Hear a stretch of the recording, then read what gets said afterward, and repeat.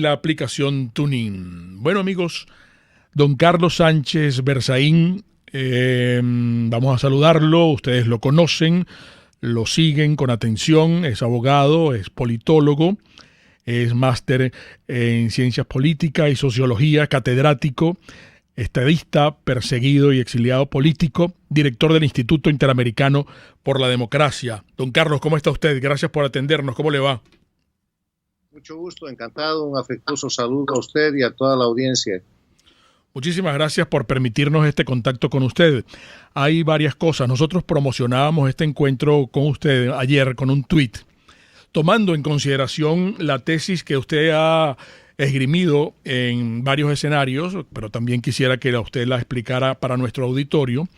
¿Por qué Guaidó, como presidente encargado, no termina de solicitar y liderar una coalición internacional militar para salvar a Venezuela? Sin embargo, don Carlos, a propósito de sus investigaciones y de sus trabajos, y como son noticias calientes, quisiera antes que entráramos para que nos explicara, porque de hecho usted ha hablado de 3 opciones de solicitud de esa ayuda que tiene Juan Guaidó.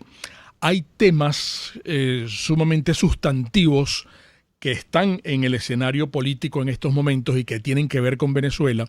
Los muchachos estaban comentando la situación de los buques iraníes que hay, que vienen para acá, para Venezuela. ¿Qué cree usted que puede ocurrir? ¿Qué escenarios manejaría usted con relación a Estados Unidos, a Irán, a Rusia, a China, desde el punto de vista de la geopolítica? Toda vez que ayer incluso hubo el choque entre Rusia y Estados Unidos en la ONU por la operación contra Maduro, pues que ya todo el mundo está enterado de esa situación. ¿Por dónde quiere usted que comencemos a desglosar los temas? Siéntase a gusto de ordenar sus ideas.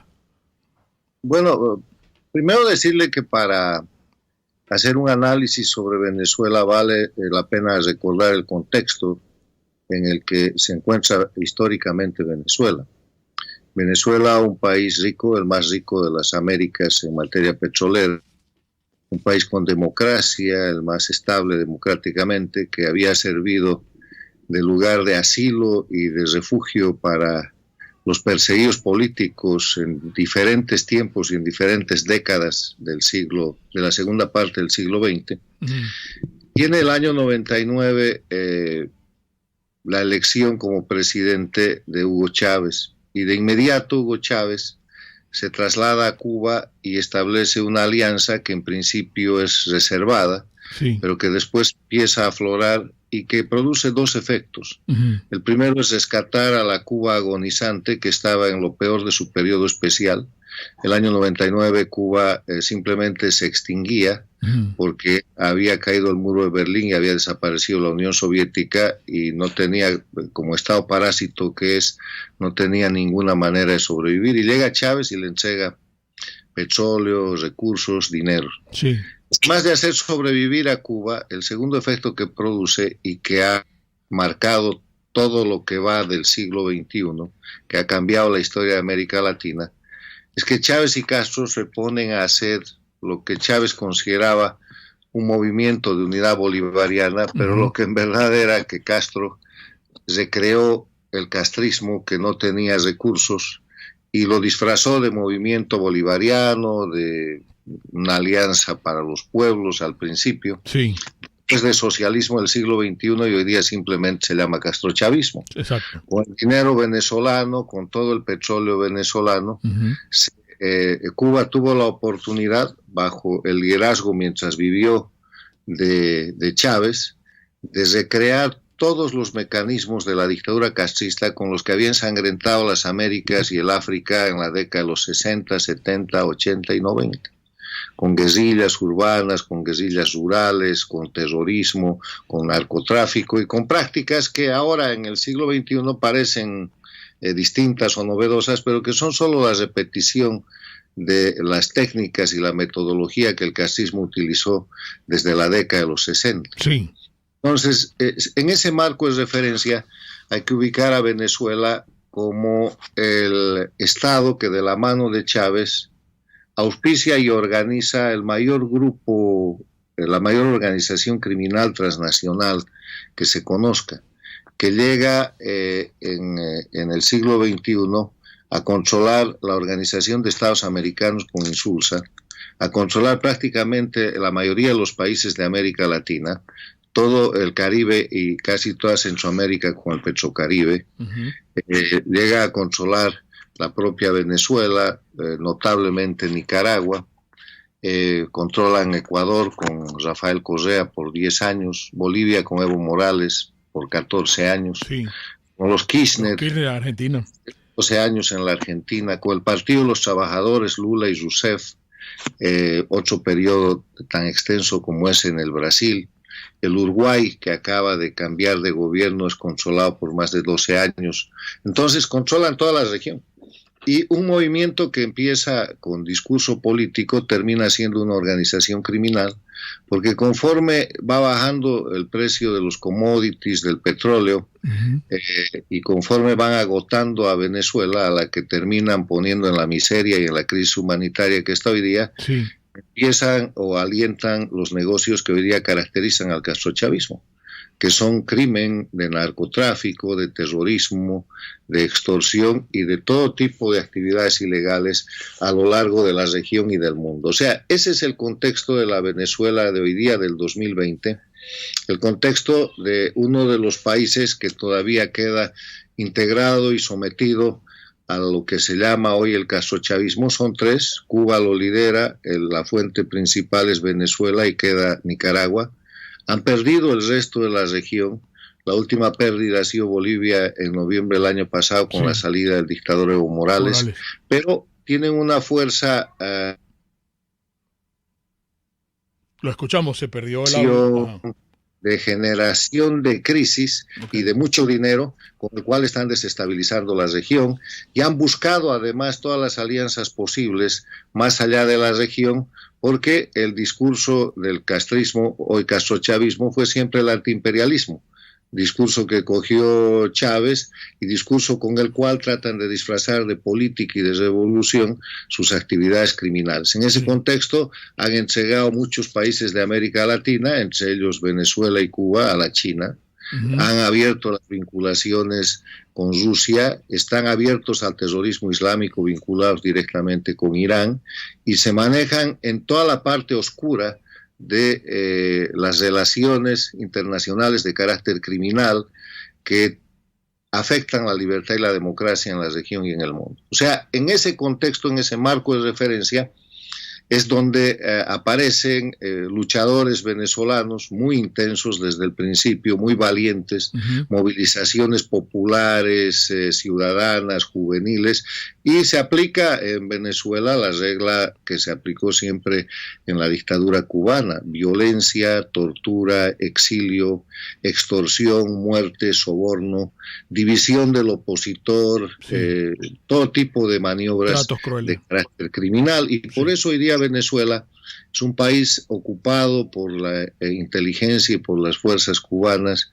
es un país con cientos de presos políticos, con torturas y masacres probadas en el mundo y con millones de exiliados.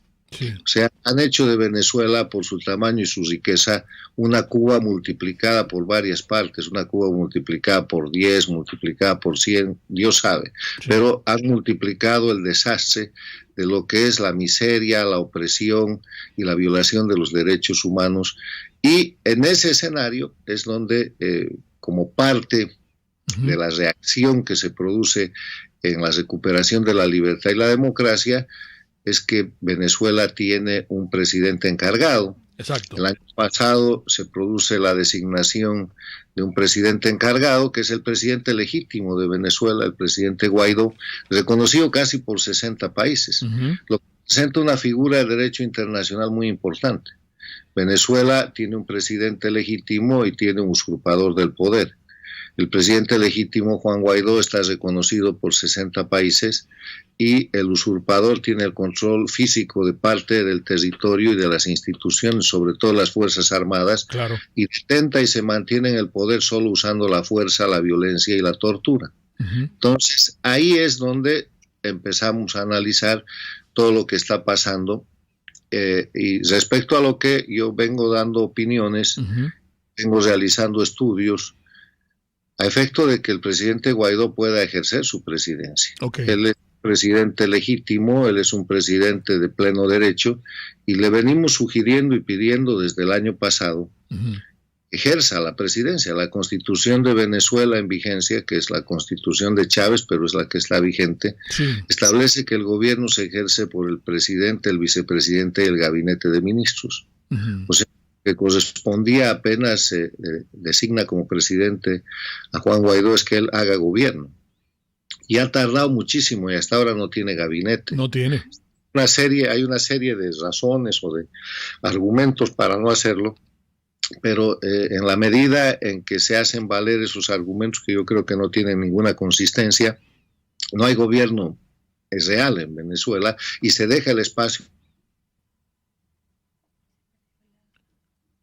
El año 2019, con altibajos, y cuando se creó la imagen y la popularidad de Guaidó estaba en merma, se ha producido una muy bien ejecutada un muy bien ejecutado giro, un viaje internacional, una gira, que le ha dado mucho valor y mucho respaldo mundial, como un líder de la democracia.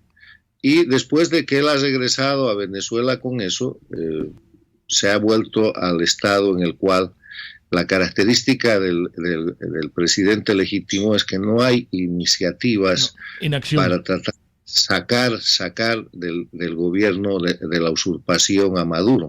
Y ahí se ha producido el famoso evento que denominan el incidente o la Operación Gedeón.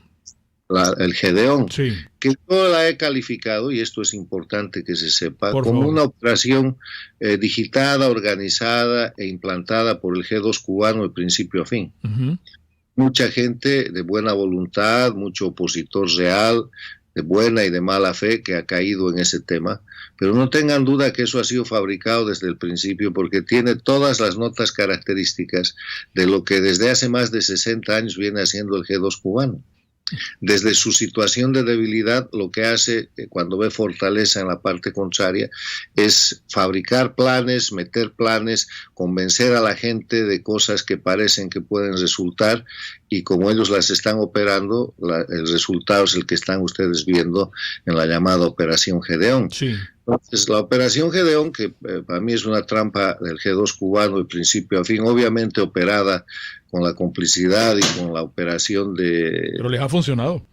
De Maduro, que es el títere, ha producido resultados muy negativos para la lucha por la libertad y la democracia. Entonces, en ese momento en el que yo me permito recordarle al presidente Guaidó, a la oposición venezolana, a la gente que lucha por la libertad y la democracia en Venezuela, que ustedes, los venezolanos, tienen un instrumento absolutamente legal, totalmente legítimo y muy fácil de operar para lograr sacar al usurpador Maduro y a la ocupación cubana y de otras dictaduras.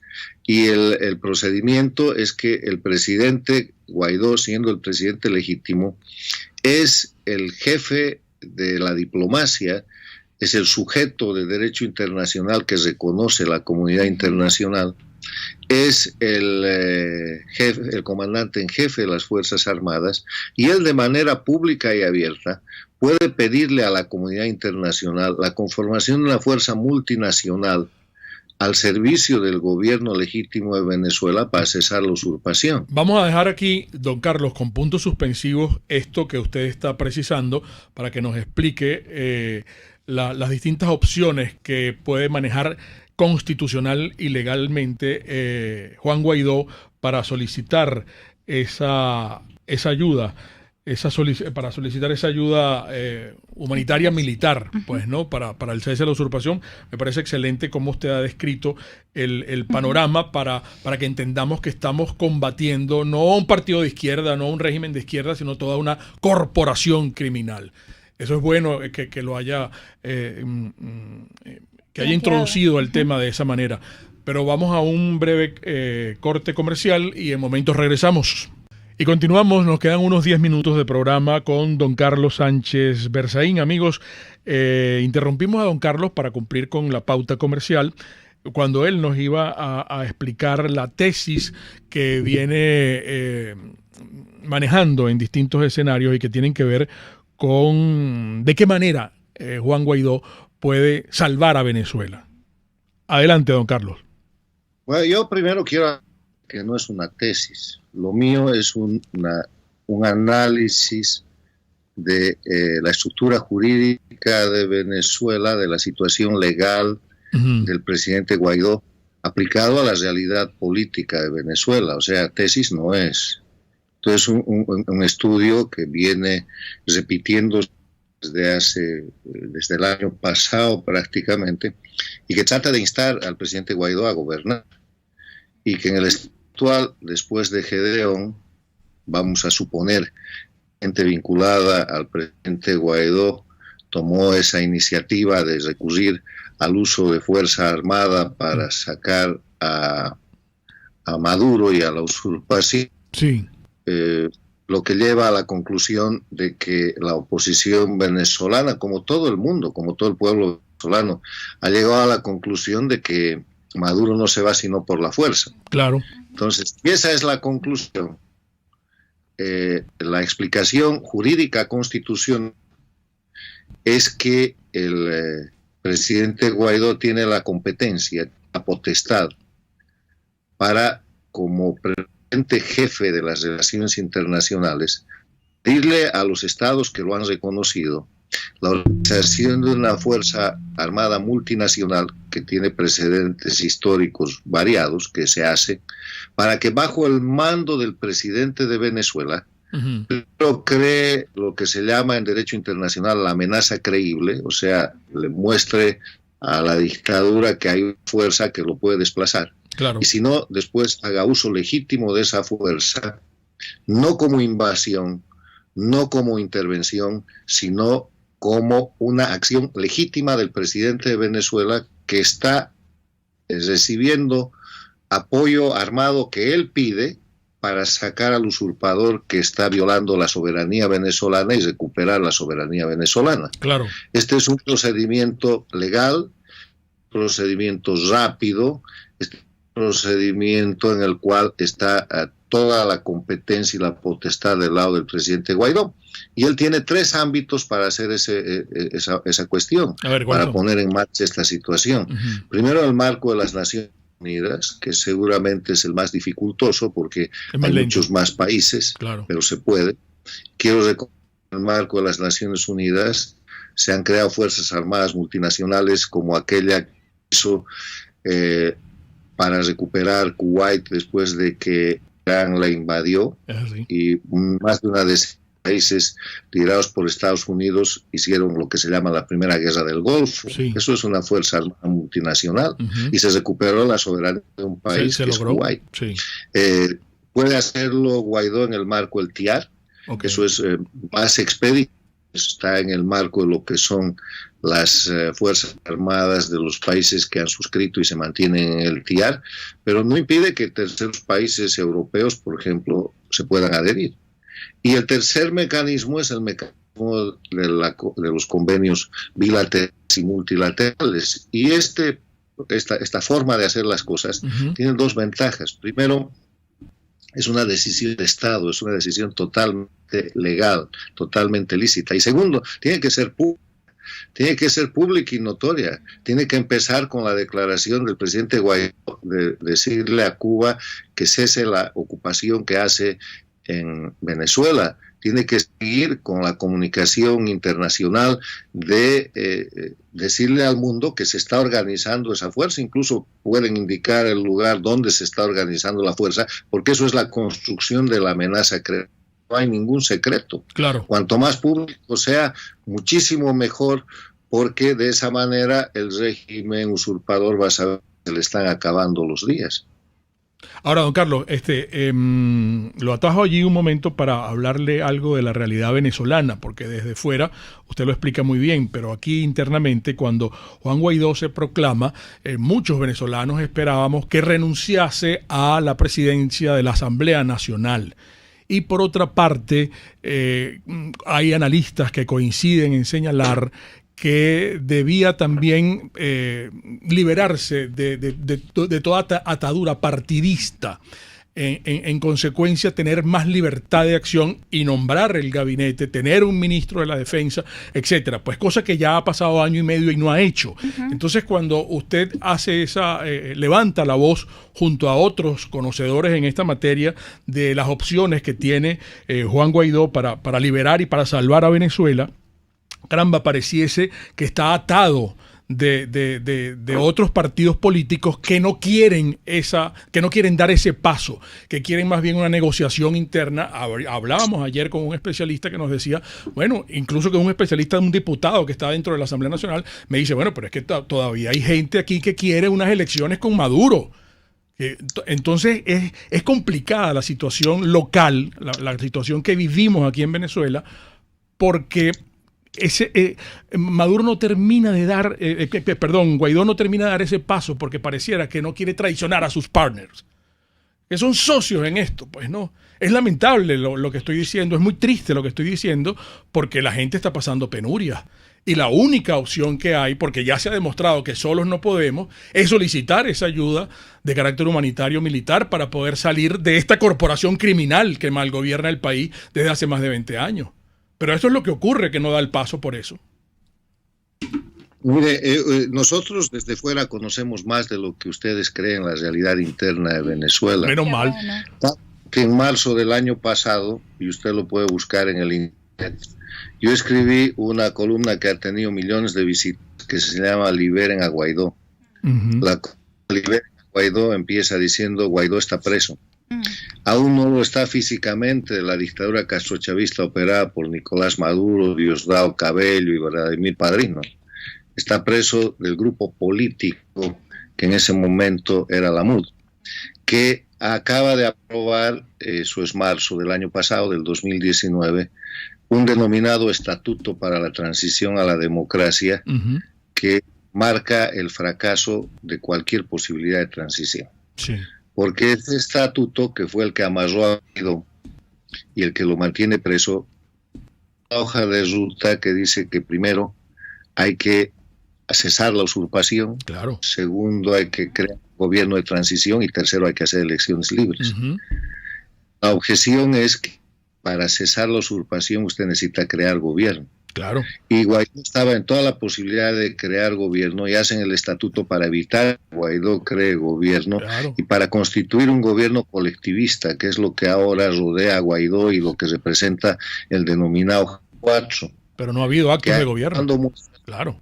A través de este tiempo, de que lo que hace es repartirse los pequeños espacios de libertad o de poder que se van conquistando. Claro. No se han nombrado gabinete, pero se han nombrado encargados.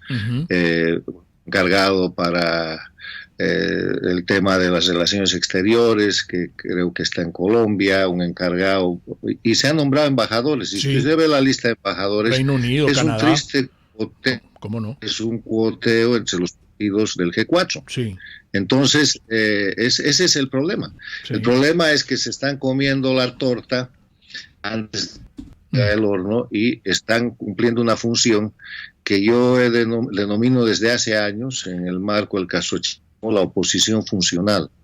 ¿Qué es la oposición funcional?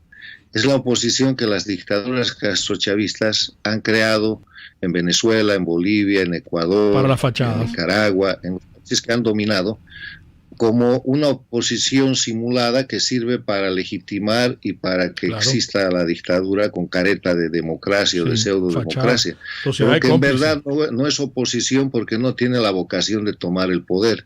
Porque la definición politológica de oposición es que el grupo político que tiene el deseo y la opción de tomar el poder a través de elecciones. Los carros se nos está agotando el tiempo. Esa es la situación. Ustedes están atrapados con un grupo político que necesita clarear su actitud. Y parecía que eso iba a suceder empezando este año, cuando Guaidó se liberó de su partido político.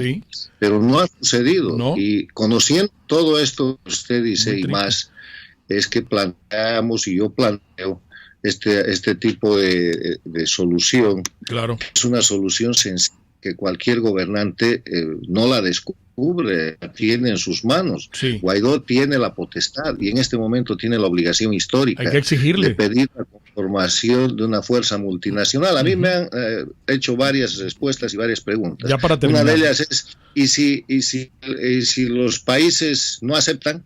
Bueno, si los países no aceptan, quiere decir que Guaidó no tiene la fuerza y que se quedará la dictadura, pero eso no va a suceder. Nunca van a saber si aceptan o no aceptan. Pero si eso no es una piden. pregunta tonta, porque tiene que pedirlo. El que no, cosa, claro, tiene que pedirlo, porque si no... La segunda cosa es que toda la gente está diciendo, ¿y por qué Estados Unidos no invade de una vez? ¿Por qué Estados Unidos no entra? Porque eso es lo que quiere el castrochavismo. El castrochavismo quiere tener el curso de invasión imperialista, de intervención imperialista, y eso no es necesario que suceda, porque hay un presidente legítimo de Venezuela que tiene la obligación de comandar fuerzas que no tiene, pero que se conforman multinacionalmente y que se convierten en las fuerzas liberadoras de la soberanía de Venezuela. Sí. Algo parecido a lo que hizo Simón Bolívar, guardando las distancias. La distancia, claro. Tengo que despedirlo, Carlos. Hoy Venezuela liberó el Ecuador, liberó el Perú, liberó Colombia, el territorio del Alto Perú, que hoy día se llama Bolivia. Sí. O sea, eran fuerzas multinacionales entrando en territorios extranjeros. Tengo que despedirlo, don Carlos. Nos agotó el tiempo, lamentablemente, pero ojalá nos permita consultarle de nuevo en breve. Gracias a don Carlos Sánchez Berzaín. Amigos, las interpretaciones finales de todo lo conversado hoy acá son de ustedes.